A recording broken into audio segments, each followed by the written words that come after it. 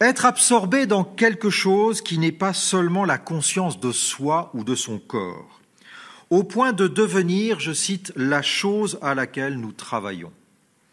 Et par cette communion, cette connivence avec la chose, être engagé dans un processus d'anticipation corporelle.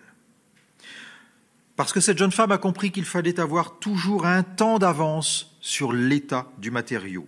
Nos gestes, donc, ne sont pas des actions que nous contemplerions de l'extérieur. Ils sont nous, ils sont pleinement nous et totalement nous, êtres humains, à la fois conscients et corporels, conscients dans la mesure même où ils sont corporels.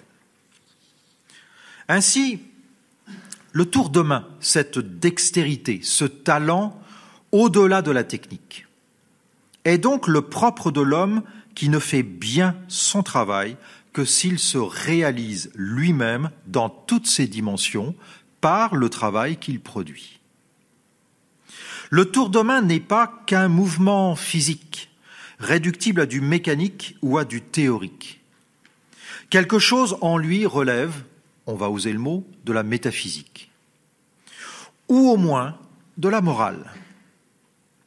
Comme cela s'entend dans ce qu'on appelle l'amour du travail bien fait, dont a parlé M. Clos tout à l'heure, dans ce sentiment de fierté qu'il provoque, dans l'expérience de l'estime de soi, cette forme d'orgueil dans le bon sens du terme qui élève, qui grandit, cette dignité qui n'a rien à voir avec une autosatisfaction égocentrique ou malsaine. Comme dans la morale, l'homme qui travaille ainsi s'impose l'effort de réaliser au mieux les actes qu'il accomplit. Par respect de soi, davantage que par souci d'efficacité, il veut agir bien, accomplir le bon geste, accomplir le beau geste, afin d'être à la hauteur de sa compétence et de l'exigence dont il peut faire preuve avec lui-même.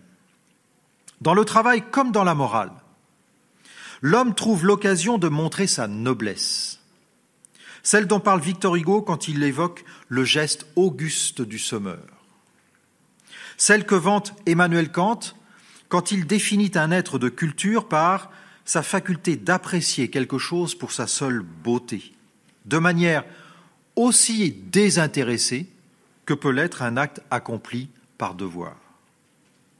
À la différence du barbare qui laisse parler en lui, je cite Kant, la grossièreté et la brutalité de ses penchants, l'homme comme être de culture s'efforce de réduire ses penchants et de devenir ainsi, je cite Kant encore, sinon meilleur moralement, du moins plus civilisé. Cultiver le tour de main ou l'admirer chez l'artisan, l'artiste, le paysan, c'est préserver un peu de notre humanité dans ce que l'alliance du corporel et du spirituel a de plus sublime. Alors dès lors, si l'hypothèse de la fin du travail nous promet un avenir où les hommes n'auraient plus besoin de travailler, il est possible, c'est un avis personnel, que cela se présente plutôt comme un cauchemar que comme un rêve. Il me semble qu'un tel monde, bien qu'habité encore par des êtres humains, serait en fait déshumanisé. Parce que la marque même de notre humanité y aurait disparu.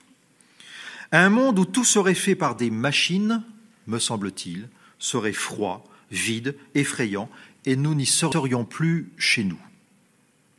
Devant un arbre bien taillé, ou une forme sculptée en verre, nous ne pourrions plus nous figurer l'action humaine, le tour de main à l'origine d'un tel résultat. La fin du travail, entendue comme finalité du travail, but du travail, n'est donc pas d'amener à la fin du travail sa disparition, son élimination. Elle est d'inviter l'homme à être tout ce qu'il peut être, même si, admettons-le, le travail inspire parfois aussi le désir d'être en vacances.